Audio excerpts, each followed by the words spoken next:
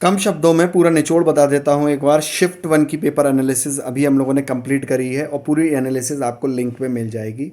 आज के पेपर में मोस्टली आपके क्वेश्चन एनर्जी कंजर्वेशन को लेके थे, या आप इन्वायरमेंट के लीजिए या एनर्जी कंजर्वेशन के लीजिए, बात एक ही है।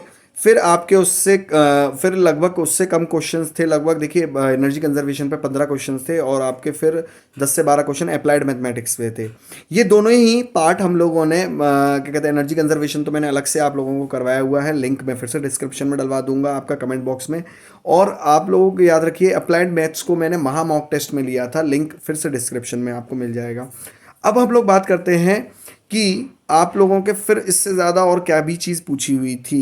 देखिए थोड़ा सा पेपर को ऑन एन एवरेज में जब क्वेश्चंस बताए बच्चों ने, तो एक आइडिया में जो लगा पा रहा हूँ, प्रीवियस ईयर पेपर अगर आप लोगों ने अच्छे से किए हैं, क्योंकि मैंने सोल्यूशंस आपको इस तरीके से करवाए हैं कि आपका एरियाज उससे बाहर क्वेश्चन नहीं बनाए। मतलब अगर आपने प्रीवियस ईयर पेपर किए हैं तो जो एरियाज हैं क्वेश्चंस के रहे वही हैं, उससे बस आपका क्या कहते हैं आगे पीछे करके क्वेश्चंस उन्होंने पूछे हैं।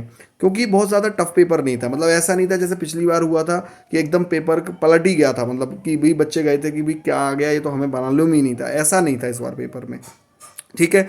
तो आप लोग याद रखिए प्रीवियस ईयर पेपर के एरियाज जो थे वो बात ध्यान रखिएगा कि लगभग क्वेश्चन वहीं से थे। अगर आप लोगों ने करे हैं सोल्यूशंस प्रीवियस ईयर पेपर के, हेल्प मिली है, ये बच्चे मुझे बताएं, मैं अपने मन से नहीं कह रहा हूँ, बच्चे जिन्होंने प्रीवियस ईयर पेपर सोल्यूशन किए उनको हेल्प मिली है यहाँ से। करंट अफेयर्स आप लोगों का बहुत ज़्यादा देखा जाए, करंट अफेयर्स देखा जाए तो आप लोगों का बहुत ज़्यादा नया नहीं पूछा था, 3-4 महीने का नहीं पूछा था, पुराना ही पूछा था और 7-8 क्वेश्चन थे। हिंदी से लेके अगर हम लोग बात करें तो हिंदी इजी टू मॉडरेट ही थी। करंट अफेयर के केवल 7-8 क्वेश्चन थे, बट बाकी के क्वेश्चन 10-12 क्वेश्चन जीएस से रिलेटेड थे, ठीक है ना।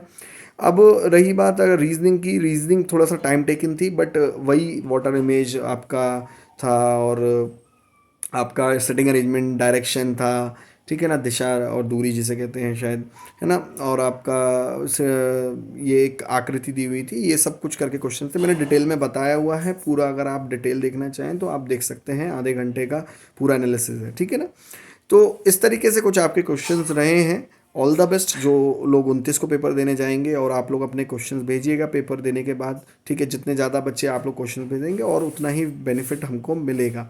अब बात आती है क्वेश्चन भेजने कहाँ पर हैं आपको, तो आप लोग डायरेक्ट टेलीग्राम चैनल को हमारे ज्वाइन कर लीजिए और वहाँ पर मैं अवेलेबल हूँ, आप वहाँ पर क्वेश्चंस भेज सकते हैं ना। Thank you and have a nice day. Detail analysis के लिए पूरी वीडियो आप लोग देखिएगा।